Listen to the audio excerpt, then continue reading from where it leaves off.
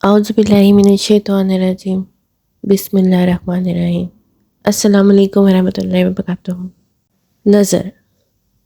نظر بد ایک ایسی حقیقت ہے جس سے انکار نہیں کیا جا سکتا۔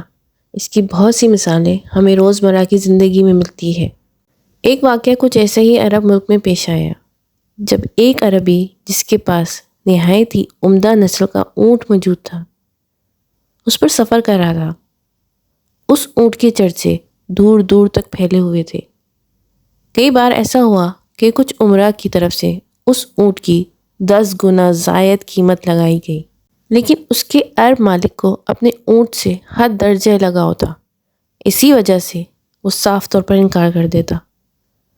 اپنے اونٹ سے خاص انسیت کی بنا پر عربی اپنے اونٹ پر بے تحاشا پیسہ بھی خرچ کرتا اور اس کا بہت زیادہ خیال رکھتا۔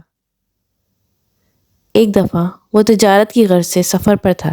راستے میں ایک جگہ پڑاؤ کیا تو مقامی آبادی کے لوگ تجارت کے سامان خریدنے آئے۔ وہاں ایک آدمی کے بارے میں مشہور تھا کہ اس کی نظر پتھر کو بھی ٹکڑے کر دیتی ہے۔ وہ بھی سامان تجارت دیکھنے آیا۔ غرض یہ کہ جیسے ہی اس آدمی کی نظر خوبصورت اور صحت مند اونٹ پر پڑی، اس کے منہ سے نکلی ہائے، اور وہ اس طرح گوا ہوا کہ یہ اونٹ کتنا پیارا ہے، ہائے۔ دیکھنے والے کہتے ہیں کہ اونٹ اسی وقت اپنی دونوں ٹانگوں کے بل بیٹھا اور دوبارہ کبھی کھڑا نہ ہو سکا اور بالآخر دوسرے دن مر گیا۔ اسی طرح کے بے شمار واقعات ہمیں سننے کو ملتے ہیں۔ حسد کی آگ میں لپٹی ہوئی آہ نظر کی منفی طاقت بن کر جب کسی پر پڑتی ہے تو سب جلا دیتی ہے۔ نظر بد کے اثرات کو زائل کرنے کے لیے قرآن میں موجود بے شمار آیات ہیں۔ فرمان رسول صلی اللہ علیہ وسلم ہے، نظر کا لگنا حق ہے۔ اگر کوئی چیز تقدیر پر سبقت لے جانے والی ہوتی تو وہ نظر ہوتی۔ نظر بد ایک اچھے بھلے انسان کو قبر میں اور اونٹ کو ہنڈیا میں داخل کر دیتی ہے۔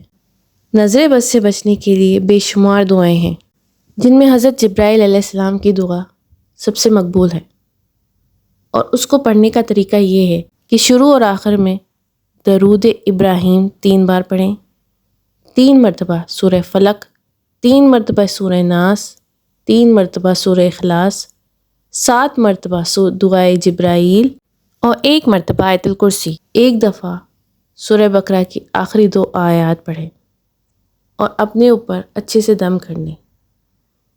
یہ کام ہم نے دن میں 3 سے 4 دفعہ کرنا ہے۔ پریشانیاں ہر ایک کی زندگی میں موجود ہوتی ہیں۔ کوئی بھی ایک مکمل پرفیکٹ زندگی نہیں گزار رہا۔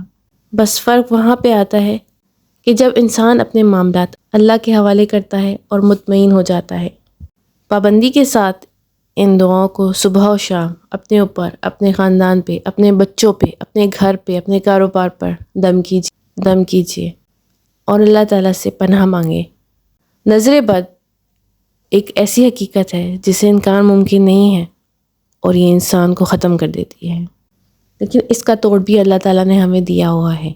انشاءاللہ یہ دعائیں پڑھنے سے آپ کے اوپر اچھی بری جو نظر ہوگی وہ ختم ہو جائے گی۔